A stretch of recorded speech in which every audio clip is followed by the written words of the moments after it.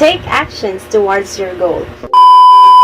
Hi, this is Mary Grace and welcome back to Mary G channel. Oh, no. That was before. This channel is now rated positive. Have a regular visit, guys. Achieving your goal does not end by just defining and wanting it so badly. You have to set strategies, gather resources, and take actions towards your goal. In this video, you'll learn that best outcomes are crafted. For the purpose of discussion, let's look at best outcomes as a product. With that, being a product, it has gone through a process. This process has generally 3 stages, which we refer to as 3 Ps. Yes, you heard it right. 3 Ps. PPP. Planning, preparation, and performance or production. Many people say that planning is part of preparation, but no. Later on, you will know the great distinction between the two. So now, let's look at each stage, and we begin with the first P. Again, planning. For best probability of good results, you have to plan the things you need to do. In this stage, you can apply a strategy which we refer to as SMART. SMART is actually an acronym that stands for goals that are specific, measurable, achievable, relevant, and time-bound. So, what does specific mean here? Well, it's literally making your goal specific. It should be clear and concise. You really have to ask yourself these questions. What do I really want to achieve? What possible challenges will I face? How will I overcome those challenges? How will I achieve my goal? Next to specific is measurable. You need to create a metric so that you can track your progress. Then ask yourself these questions.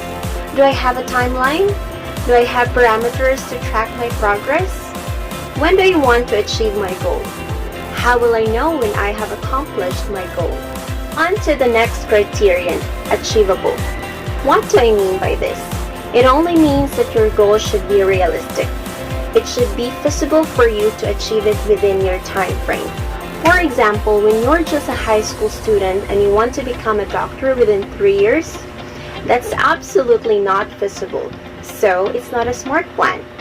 Before doing something, ask yourself, is my goal realistic? If yes, you're on the right track. Moving forward, you need to make your objective relevant. It should matter to your life. By choosing a goal that suits you best, you're more likely to give much effort to it. In some occasions, some people tend to do things they think they wanted, but in reality, they don't. They just fall into the trend trap or being envious of what they see from their peers. So better ask yourself, is the task I'm doing worthwhile? And the last criterion that would complete a SMART goal is by making it time-bound. You have to set a deadline in reaching your goal. Doing this somehow gives you a bit of pressure, but it pushes you to achieve your goal on time. So that's how you make a SMART plan.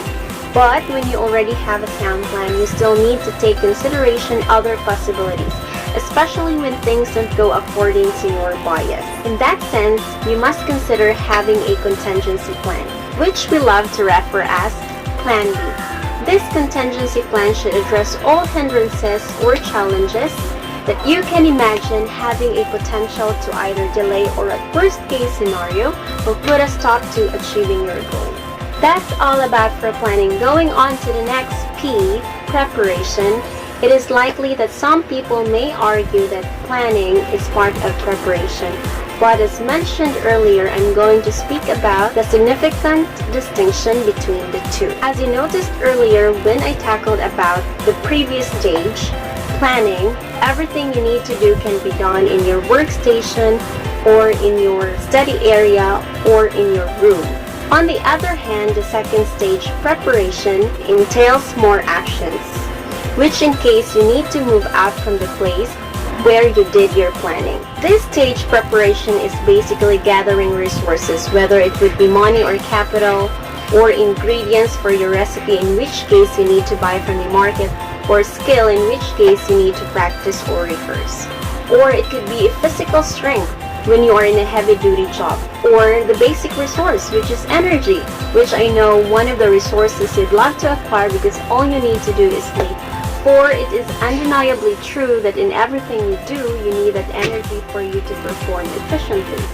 For example, when you already plan to participate in a dance competition, you already did the planning, which likely involves planning your costume, planning your moves, planning your music or your theme, etc. In the preparation, what you do is likely rehearse for the dance moves, tailor or shop for your costume, maintaining a healthy diet, and enough bedtime hours. Another example, if you are an entrepreneur, what you're likely to do during the planning stage is research for the best place to put up your business, determine the materials you need, how much budget to be appropriated for a particular project, research for pros and cons, know the people you need to connect with. While on the preparation stage, what you're likely to do as an entrepreneur is to gather your resources. Maybe reach out to your relatives to lend you the capital, or go to the bank to apply for a loan.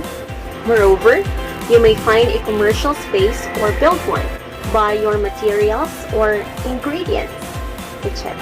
That's it, guys. I hope we are already clear with the distinction between planning and preparation. And to complete our 3 P's for best outcomes, now we move on to the last P, performance or production. In this stage, this is where you take your plans into actions and utilize all the resources that you have gathered during the preparation stage. To summarize, best outcomes can be achieved with the following tips, which evolved from the 3 P's. So, tip number 1, plan like a genius. Tip number 2, prepare everything. Tip number 3, perform with all your enthusiasm. Thanks for watching. I hope you'll learn. And by the way, since you watched this video till the end, you have the privilege for shout-out requests on my next video. If you want, just comment down below with a hashtag rated positive. See you on my next one. Bye!